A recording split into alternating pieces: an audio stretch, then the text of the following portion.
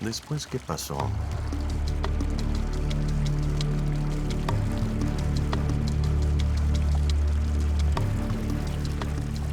Pedí un deseo.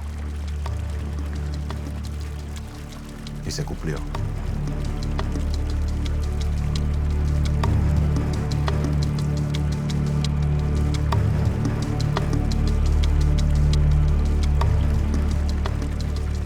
Por eso puse esta fuente.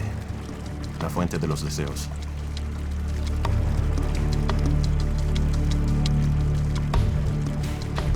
Tome. Pida lo que quiera.